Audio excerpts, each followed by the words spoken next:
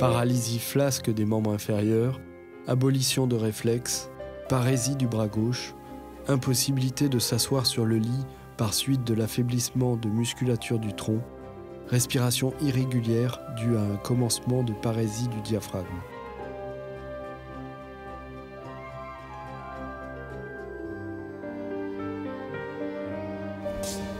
Marco, mon frère m'a dit que ça faisait plus de 4 jours qu'il n'arrivait pas à dormir. Qu'en dit votre père? C'est justement lui qui a fait appeler le second médecin presque hors de lui. On ne savait pas ce qu'il avait, de la fièvre, des vomissements.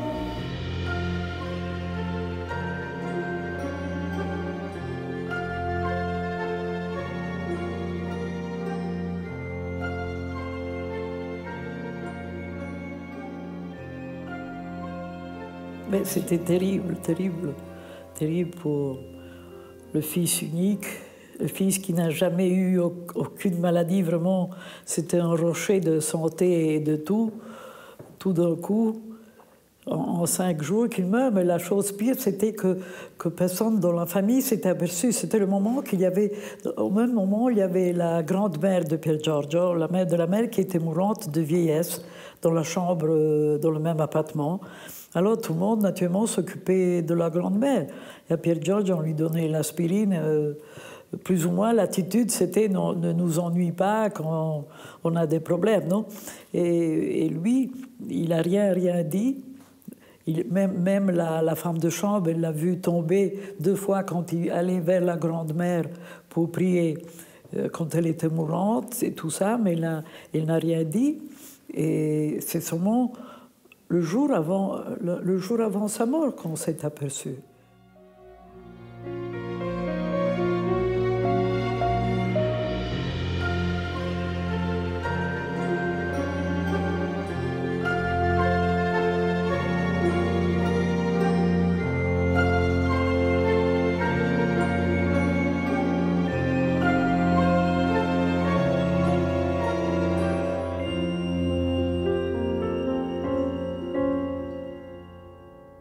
Le dernier acte, finalement, qu'il a posé sur cette terre, c'est ce petit mot griffonné sur un bout de papier, d'une écriture tremblante, où il s'adresse à son entourage pour qu'on aille chercher les médicaments qu'il a commandés et payés par avance pour un pauvre et à qui il va falloir porter ces médicaments.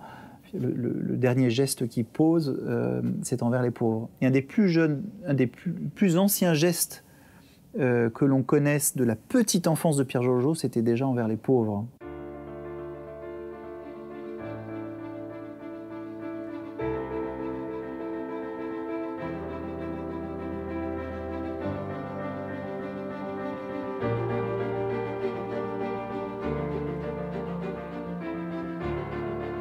Pier Giorgio est né le 6 avril 1901, un an avant moi, sa petite sœur Luciana. Notre père, Alfredo Frassati, était fondateur et directeur du journal libéral La Stampa, plus tard sénateur et ambassadeur en Allemagne. Notre mère, Adélaïde Amétis, peignait avec succès. Nous avons grandi entre l'appartement de Turin et ici, à Polonais, une maison magnifique au pied des montagnes. Nous avons été élevés entre ces 2 maisons avant de rejoindre l'école quand nous avons eu 10 et 9 ans.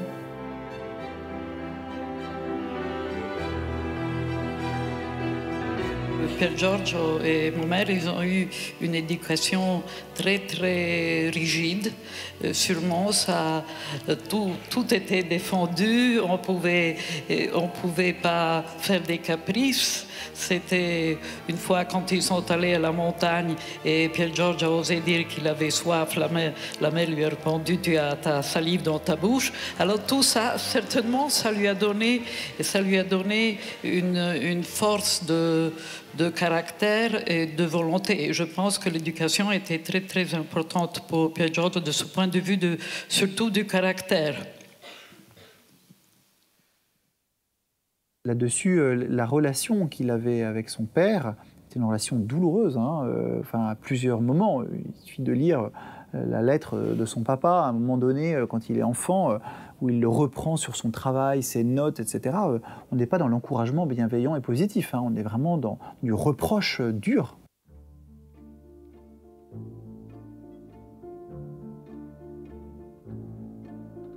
J'ai connu Pier Giorgio quand nous avions 18 ans. Je m'appelle Jean-Marie Bertini. La compassion de Pier Giorgio pour la souffrance et la misère d'autrui est une légende, illustrée de tant d'anecdotes si je ne devais vous en dire qu'une seule. Un jour, encore tout petit, il est seul à la maison lorsqu'une femme vient réclamer quelques sous. Un instant désemparé, il ôte ses chaussures et ses bas et les tend à la mendiante en lui disant « Pour vos enfants ». Pour vos enfants. Nous étions encore des enfants quand la Première Guerre mondiale a éclaté. C'est pourquoi l'urgence de la paix revient comme un refrain dans nombre de ses lettres d'adolescents. Plus tard, en 1921, quand son père est nommé ambassadeur à Berlin, il découvre le visage des vaincus de la précédente guerre. La souffrance et la pauvreté du peuple allemand le touchent et il se met du côté des perdants. L'après-guerre et les résolutions ruineuses du traité de Versailles ont terriblement attristé le jeune homme. Comment cette justice injuste peut-elle conduire à la paix ? En définitive, il réalise que la seule justice qui engendre la paix n'est pas celle des hommes, mais celle de Dieu, dont le pardon est l'acte d'amour le plus accompli. Tu me donnerais pas ta vie pour faire cesser la guerre? Moi? Certainement pas. Je suis jeune. Ma vie vaut bien celle des soldats. Eh bien moi je serais prêt à donner ma vie. Et aujourd'hui même. Il était pour la paix. Il était absolument... Il n'était pas pacifiste, hein, mais la paix, c'était... Quand il y avait la guerre du 14, non, il était vraiment bouleversé par les malheurs, par les soldats qui mouraient. Il a même demandé à une femme de ménage qui avait là, est-ce que tu donnerais ta vie pour que la guerre cesse, non? Et elle a dit, non, je suis jeune. Et puis il avait 14 ans, elle dit, moi je la donnerai tout de suite. Et c'était vrai. En 1914, Pier Giorgio est admis au collège tenu par les pères jésuites de Turin. Il peut pratiquer et vivre sa foi comme il l'entend. À 17 ans, il s'inscrit à l'école polytechnique de Turin, où il choisit comme spécialité les mines. Les études de Giorgio sont un sujet de déception récurrente pour nos parents, surtout papa, qui croit à une insouciance immature. Notre mère s'était pour sa part résignée à ne pas voir en lui le repreneur du journal La Stampa, l'empire bâti par notre père. Par toi-même, tu ne feras rien. Mais si tu prends Dieu pour centre de toutes tes actions, alors tu arriveras au but.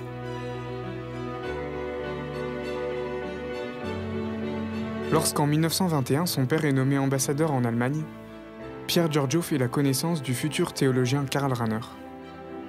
Il vient en aide aux habitants des quartiers les plus pauvres de la ville. Il fréquente également des cercles dans lesquels il trouve réunis étudiants et ouvriers. Il est peut-être encore tiraillé entre une vie laïque et la consécration du sacerdoce.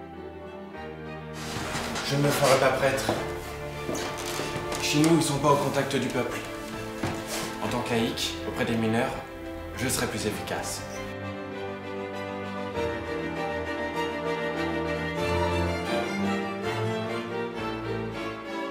Son désir de consécration se réalise lorsqu'à 18 ans, il devient tertiaire dominicain sous le nom de frère Jérôme. Il choisit le nom de frère Jérôme en hommage à Jérôme Savonarole, frère dominicain qu'il admire. Les écrits de saint Thomas d'Aquin et surtout de sainte Catherine de Sienne exercent également une profonde influence sur Pier Giorgio. On pourrait aussi regarder tout l'itinéraire spirituel et comment Pier Giorgio, à la faveur des différents contacts qu'il a eus avec les dominicains, avec les jésuites, a vraiment eu une vie eucharistique au plus grand sens du terme. Une vie vraiment, non seulement enracinée sur le Christ, mais donnée, nourrie par les sacrements. Il revient un jour très victorieux vers sa mère, parce qu'il a eu l'autorisation de pouvoir communier tous les jours. Une grande joie, une grande liberté chez lui qui apparaît à ce moment-là. Centre de sa journée, le moteur de sa vie et de son apostolat, son amour de l'Eucharistie, ne le quittera jamais. Il y a un point qui est moins connu de Pier Giorgio et qu'on voit beaucoup dans sa correspondance. C'est le grand ami de la culture qu'est Pier Giorgio. C'est incroyable, il est passionné de la culture. Alors, c'est pas très étonnant quand on connaît sa maman, qui était une peintre d'assez bon talent, qui exposait à la Biennale de Venise, dont certaines des toiles étaient même au Palais Royal. Enfin, Mais alors, il aime beaucoup les musées, il est passionné par les musées. Il aime la musique, il écoute la musique, il va dans des concerts. Et dès qu'il voyage, il s'empresse d'aller visiter tout ce qu'il peut comme musée. Il est très intéressé par la culture. Et ça, c'est moins connu. Et on le voit beaucoup dans sa correspondance. Il écrit beaucoup. Il écrit des lettres très déférentes envers son père, envers ses aînés, sa grand-mère, mais aussi dans sa correspondance, il relate beaucoup ses voyages et on découvre un garçon très ouvert au niveau de la vie culturelle des pays qu'il traverse et de son pays, les garçons qui aiment se cultiver.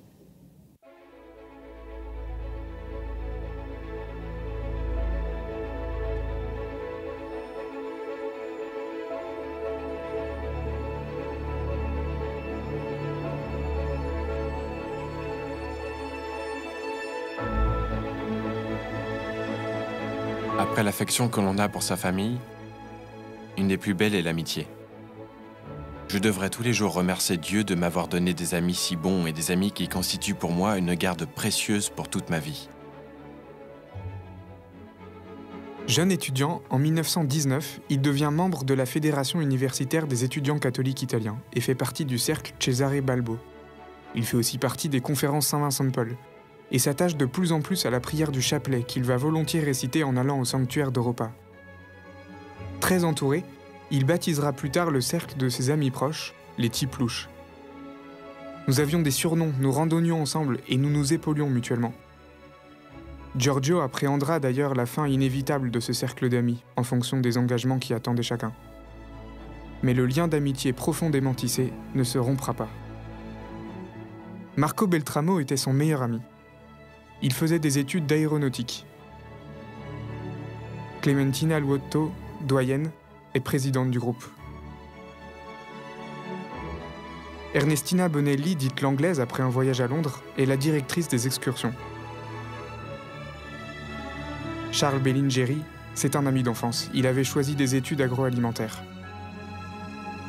Laura, plus âgée de 3 ans, était une mathématicienne travailleuse.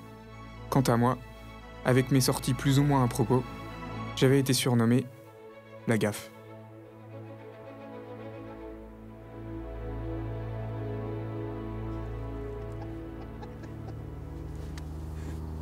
Amici, je comprends que les mots ne servent pas à grand-chose, mais nous ferons comprendre que les universitaires catholiques ne sont pas d'accord avec la politique du gouvernement italien et que nous sommes indignés par la politique européenne qui conduira toutes les nations à leur perte.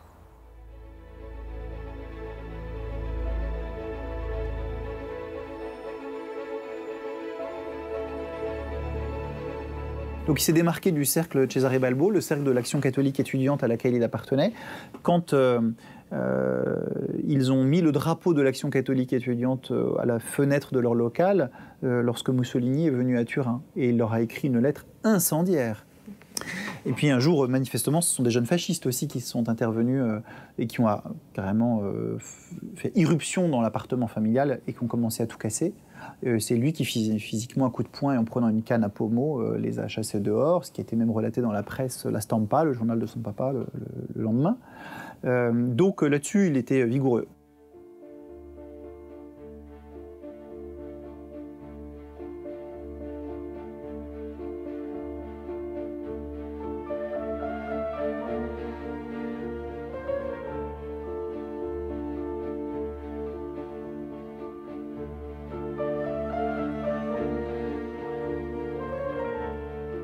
Si mes études me le permettaient, j'aimerais passer des journées entières sur ces hauteurs à contempler dans la pureté de l'air la grandeur du Créateur.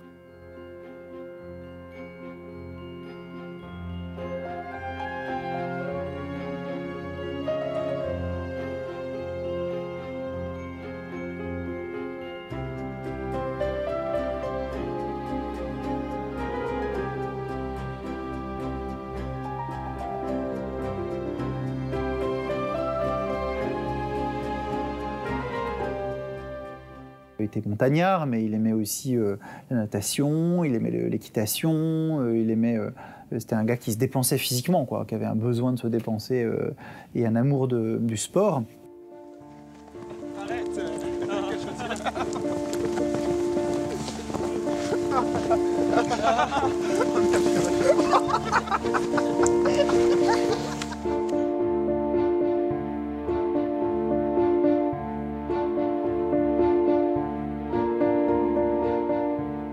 Vraiment un homme qui ne sacrifiera rien à la prière. Hein. Même si la plus belle des randonnées en montagne lui est promise, eh bien, il va d'abord aller à la messe le dimanche, quitte à rejoindre ses compagnons de cordée un peu plus tard.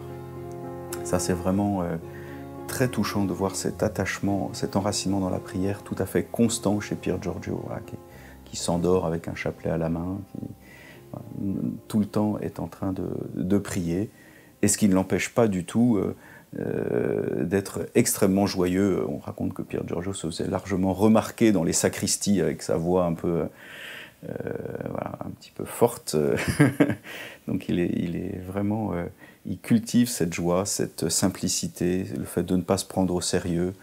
Cette compagnie des types louches qu'il a fondée est vraiment un bel exemple aussi de ce qu'il voulait bâtir comme expression de cette relation au Christ fondatrice.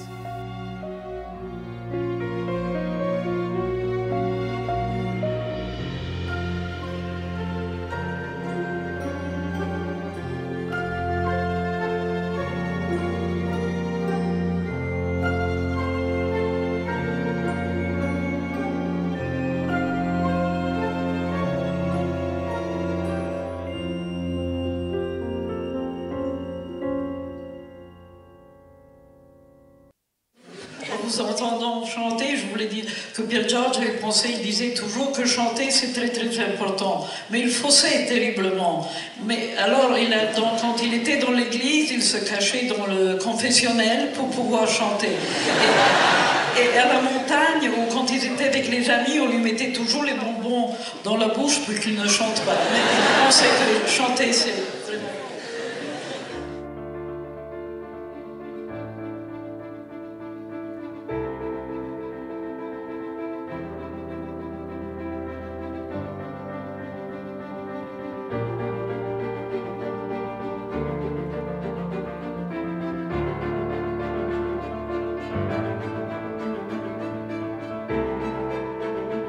Il est tombé amoureux, il a dû renoncer à cet amour.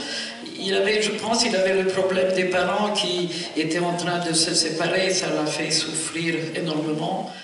Un jour, Laura Hidalgo est venue à la maison avec d'autres amis et Pier Giorgio a bien compris qu'elle ne serait pas acceptée par sa famille, hein, et particulièrement par son père, et que sa maman elle-même n'était pas enthousiaste, même si elle aurait été certainement plus conciliante. Et manifestement, Pier Giorgio, qui voyait qu'il y avait du tirage dans le ménage de ses parents, n'a pas voulu apporter un sujet de plus à la division qui était en train de se creuser, d'augmenter dans cette famille. Mais il y a une très très belle lettre qu'il écrit après, parce qu'il écrit à un ami qui doit lui avoir demandé, alors il dit « Pourquoi est-ce que je devrais être triste? Pourquoi est-ce que je devrais souffrir? Après tout, nous avons un amour qui est le plus beau de tous, celui-là prêché par Saint Paul. » Et voilà, ceci peut être un programme pour toute une vie, même si ça me coûtera la vie terrestre d'ici. Pier Giorgio puise dans ses prières, et particulièrement chez Saint Paul, l'énergie nécessaire à sa vie intense de charité. La charité de Dieu nous presse. Turin est la ville des saints sociaux.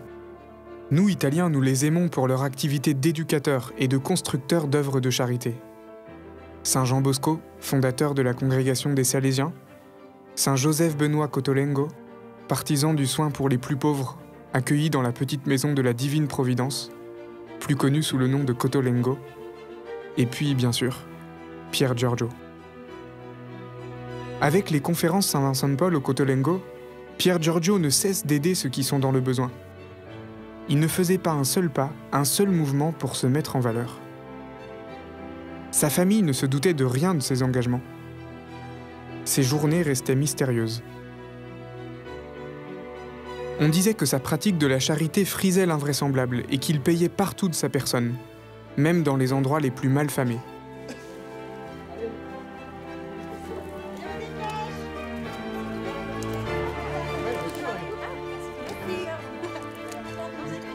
Merci. Mais franchement, Giorgio, tu t'es pas changé. Faut autre chose à aller ce soir. Oh, c'est pas un drame non plus. Ce sera toujours mieux que la fois où t'es venu dîner sans tes chaussures et sans ton manteau. Oh, allez. Allez. Oh, doucement. Oui, les pauvres, les souffrances, c'était tout pour lui. C'était vraiment sa vie. Parce qu'il aimait Jésus, il avait vraiment cet amour pour Jésus. Il l'a dit d'ailleurs, non, Jésus me rend visite chaque matin dans la communion, moi je la lui rends en visitant ces pauvres. Et puis un autre ami qui lui avait demandé, mais comment fais-tu d'aller dans ces salles en droit qui sont vraiment puantes, parce que c'était terrible. Et il a dit, rappelle-toi que Jésus a dit, tout ce que tu fais à ces pauvres, tu le fais à moi. Et puis il a ajouté, autour des malades, des souffrants, des pauvres, je vois une lumière que nous n'avons pas. Il voyait Jésus. Finalement, les conseils évangéliques de pauvreté, de chasteté et d'une certaine part aussi d'obéissance, à sa manière, il en a vécu quelque chose. En tout cas, sur la pauvreté, c'est très net. À la fois l'amour des pauvres, mais aussi une certaine manière de vivre pour lui-même la pauvreté.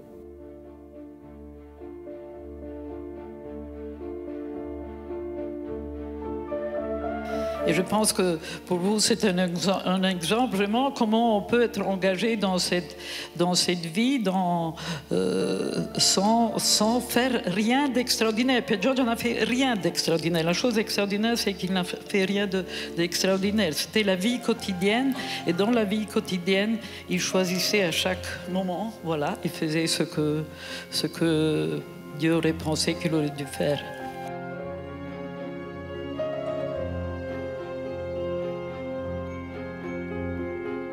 Le 4 juillet 1925, Pier Giorgio meurt à l'âge de 24 ans, après une semaine de souffrance. Son diplôme d'ingénieur lui sera décerné à titre posthume. Ce n'est que le jour de ses funérailles, à la vue de la foule de pauvres rassemblés, que l'on découvre le vrai visage de Pier Giorgio et de sa charité. On se demandera alors comment en 24 années seulement, il a pu avoir une vie aussi belle.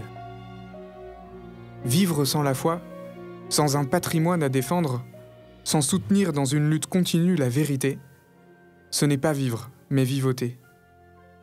Nous ne devons jamais vivoter, mais vivre.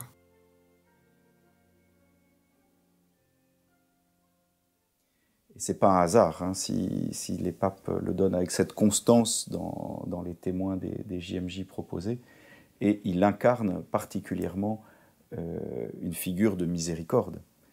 Le thème des JMJ, c'est heureux les miséricordieux.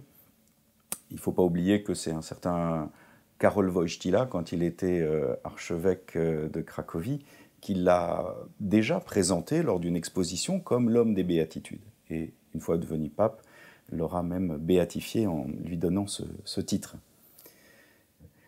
C'est extrêmement précieux qu'on ait cette figure qui puisse être connue, découverte à la faveur des JMJ. Il sera présent dans l'église des Dominicains pendant toutes les JMJ à Cracovie, et j'espère que beaucoup pourront découvrir la profondeur de son message.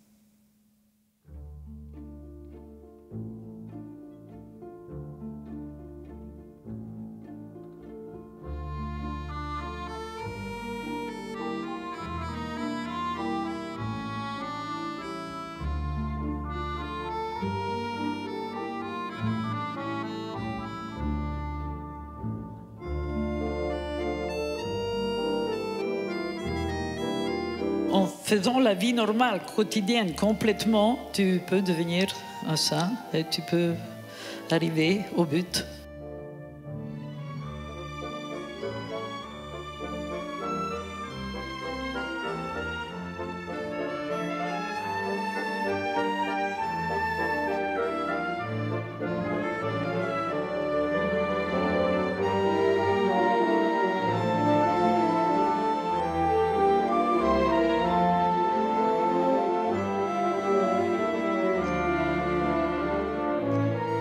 Dans l'Évangile selon saint Matthieu au chapitre 5.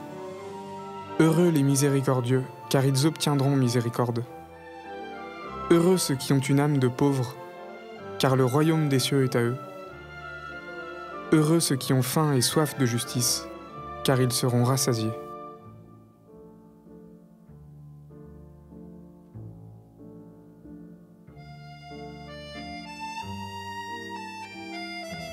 Prions pour que chacun dans son quotidien se sente appelé à cette sainteté de vie et puisse goûter à l'esprit des béatitudes. Prions pour que chacun se sente responsable face aux enjeux de notre temps et s'engage à contribuer à un monde plus juste et fraternel.